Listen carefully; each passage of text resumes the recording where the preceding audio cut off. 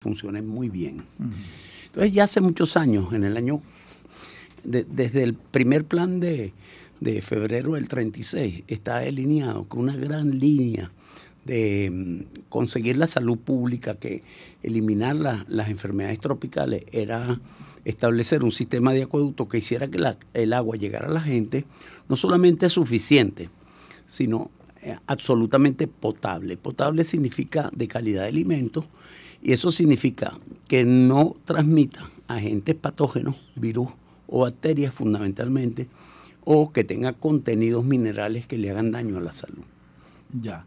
Y en ese plan de febrero del 36 se cumplió en prácticamente todos los gobiernos. Así es. Incluso creo recordar, José María, que en los años 70 se construyeron muchos acueductos y represas en Venezuela. Así es. Que nosotros llegamos a los años 80 ya con una situación bastante mejor que la del pasado. Totalmente. En el año 43 se crea el INOS.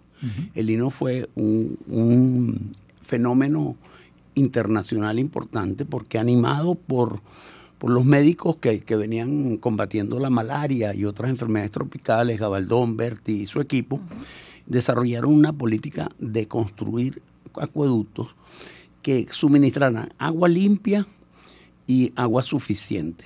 Y esa era la inversión más eficiente en el combate de las enfermedades. Es decir, si usted en una población tiene un acueducto que funciona bien, hay una serie de enfermedades que usted elimina y es más fácil controlarlo. Entonces, lo que pasa es que es importante decir eso, porque en los últimos tiempos se olvidó. Y la gente que está trabajando en el agua no recuerda que somos fundamentalmente un servicio sanitario. Claro. Ahora, hablando de enfermedades y de temas de salud, tenemos en línea telefónica a María Graciela López, pediatra, infectólogo y expresidente de la Sociedad Venezolana de Infectología. Doctora López, ¿cuáles son esas enfermedades que están directamente asociadas a la mala calidad del agua y a que no tenemos este servicio de manera continua? Bueno, primero a todos y agradecida por la incorporación de este tema, que es crucial para la salud pública. Estamos hablando de la prevención o la adquisición, de acuerdo a cómo, digamos, sea la calidad del agua, de enfermedades, y muy bien lo decían, virales, y entre los virus estamos hablando de rotavirus, adenovirus, norovirus, que son las primeras causas de diarreas en niños menores de 1 año, y primera causa de mortalidad y de enfermedad también en el último reporte que tenemos publicado del Boletín Epidemiológico Venezolano del año 2016. La primera causa de muertes por diarrea son las virales. Entonces, y son prevenibles, por supuesto, teniendo una adecuada, no nada más una buena calidad de agua, sino también una adecuada manipulación de alimentos. Estas, digamos, las enfermedades virales más relevantes, que la lista lamentablemente es larga, y en esa lista también está la hepatitis A, por ejemplo, que hace al menos 3-4 años tuvimos un brote muy, muy importante, no suficientemente, digamos, descrito, lamentablemente por esta falta de publicación del boletín, pero son enfermedades muy, muy relevantes y que producen una enfermedad importante. Y tenemos bacterias. Las bacterias tenemos las que producen diarreas, y estamos hablando de Salmonella, Shigella, Escherichia coli, nombres complicados, pero que finalmente producen diarreas bacterianas importantes con fiebres elevadas, y también hemos visto epidemias de ellas, como la que tuvimos alrededor de hace 4 o 5 años en el oriente del país, con digamos, tampoco muy bien descrita, pero supimos que tuvimos infecciones bacterianas, probablemente fue por Shigella ese brote. Y así tenemos también protozoarios, es decir, parásitos. Y allí entran también una lista, y están las amibas, está la yardia. Es decir, la calidad y el mantener una adecuada calidad del agua es primordial para la salud pública. Claro. Muchas gracias, ingeniero de Viana. En un país como Venezuela, que tiene la cuenca del Orinoco, los recursos hídricos venezolanos son extraordinarios. Es decir, si nosotros no tenemos un servicio de agua potable o un Instituto Nacional de Obras Sanitarias, como se llamaba el INOS, es por nuestra propia negligencia, digamos así. ¿Qué podemos prever? Es decir, desde su experiencia, ¿qué habría que hacer? Más allá del mantenimiento, que sabemos que puede ser el talón de Aquiles, pero ¿hay algo por construir que no se haya hecho? Bueno, el plan de desarrollo de recursos para abastecer las ciudades está hecho en una primera versión hasta el año 2020 y tenemos una segunda recomendación del 2050. Pero podemos decir lo siguiente en este momento, Rafael, que la infraestructura ya construida, la que tenemos, sin necesidad de añadir nuevas, permite en muchas ciudades casi duplicar el suministro de agua. ¡Caramba! Entonces, te quiero comentar el caso de Ciudad Bolívar, que aparece en los reportes del radar de servicios públicos como en una situación terrible de suministro, o de Margarita o de Maracaibo. Cualquiera de ellas es muy mala la situación. En el caso de Ciudad Bolívar está conectado al embalse de Guri por una tubería por gravedad.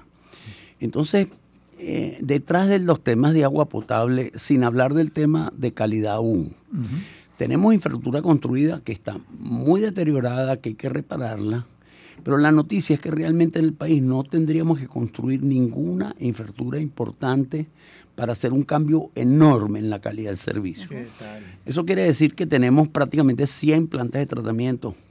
Ha cambiado la tecnología, hay que repararla, no estamos hablando de cosas menores. Pero si tú te empeñas en que ese tema, como decía la doctora, es crucial para que el país sea sano, esa es una labor de 3, 4, 5 años de esfuerzo, con mucha pasión, introduciendo tecnología nueva, pero tú puedes dar un cambio sustancial, no solamente en las cantidades de agua, que es lo que a todo el mundo atormenta, sino un tema que está detrás de la conversación de la doctora. Estamos recibiendo agua en malas condiciones, que no está debidamente desinfectada, que no está debidamente cuidada. Y en algunos casos hemos tenido deterioro de las fuentes. ¿No? Es decir, en su mayoría las fuentes son de excelente calidad. ¿Por qué buscamos los planificadores, nuestros abuelos ingenieros? Buscaron fuentes lejanas y casi vírgenes. Pero en algunos casos, como en la cuenca de los embalses que abastecen agua a Valencia, Maracay, ha habido un deterioro porque se han contaminado. Ahí también hay un cambio tecnológico fundamental en el mejoramiento de la calidad en el lago de los embalses. ¿Y la energía eléctrica no es un factor aquí fundamental? Claro, el agua en Venezuela especialmente está ligado a la electricidad mucho porque las ciudades más importantes, posiblemente a excepción de Maracaibo, pero las ciudades como Barquisimeto, Valencia, Maracay están en cota 400 y nosotros en Caracas estamos más arriba, pues en la cota 900. Pero efectivamente es ligado al mismo tema. Venezuela tuvo servicios públicos maravillosos y podemos volver a tenerlo. Ahora, hablaba el ingeniero José María de Viana, y además eso es una extraordinaria noticia, saber que esa infraestructura quizás con menos de lo que uno imagina en términos de inversión y de construcción podría resolver en gran medida este problema. Pero hablemos del impacto que esto tiene en salud pública también, no solo en el derecho a la gente a la salud, sino también en lo que económicamente representa para un Estado, una sociedad sana, sanear a un país como el nuestro. Le pregunto a María Graciela López, porque además también hay datos que son preocupantes, y es que según la encuesta nacional de hospitales, 70% de los hospitales en el país no reciben agua de manera regular. Claro. Sí. Sí, bueno, es una realidad que la vivimos día a día, y los clínicos que todavía hacemos vida en los hospitales, que estamos allí perseverando para no abandonar nuestro sitio natural de trabajo, lo vemos día a día. Sí, hay un impacto significativo, y bueno, y ahorita el 15 de octubre fue el Día Mundial del Lavado de Manos, y esta pregunta encaja perfectamente para ese llamado. Insistimos en realizar un lavado de manos, agua y jabón. Sin embargo, si no lo tenemos en los hospitales, es imposible que esto se dé. Y esta es una medida salvadora, el lavado de manos, descrita en en el siglo pasado, en la cual, y esta fue una breve, digamos, el aumento de la sobrevida de las parturientas. Fue allí que una simple intervención, como fue el lavado de manos, de una mortalidad del 30 al 40%, la bajó a menos del 5%. Entonces, cuando hablamos de agua y calidad de agua, y por eso es que insisto con el tema de calidad de agua, y no soy economista ni trabajo directamente en la salud pública, aunque trabajando en hospitales estamos en eso, Por supuesto que el mantener fuentes de agua y ver la calidad, y como decía muy bien el ingeniero, que todavía no se ha metido en el aspecto de calidad, pero es que esto es fundamental. Nosotros no podemos hablar de salud pública si no contamos con los pilares que son los servicios básicos, que es agua, luz, y si me voy a la salud pública, el impacto significativo que tienen las vacunas, y por allí tenemos también una brecha gigantesca que salvar.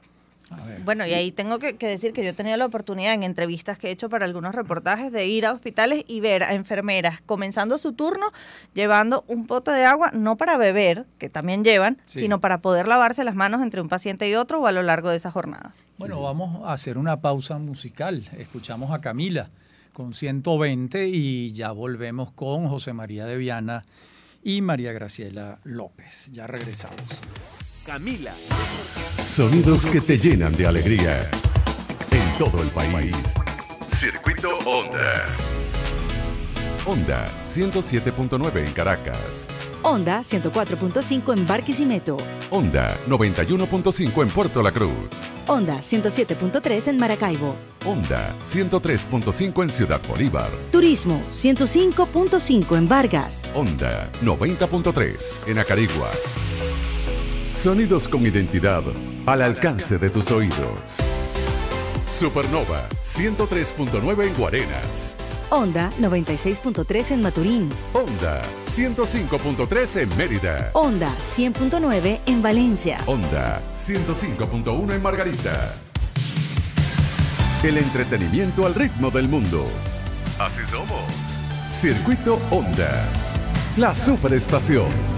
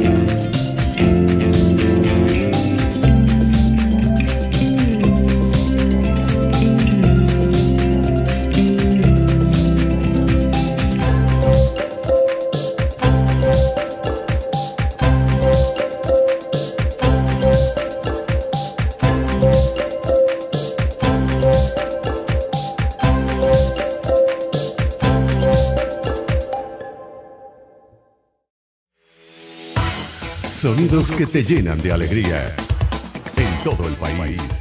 Circuito Onda. Onda 107.9 en Caracas.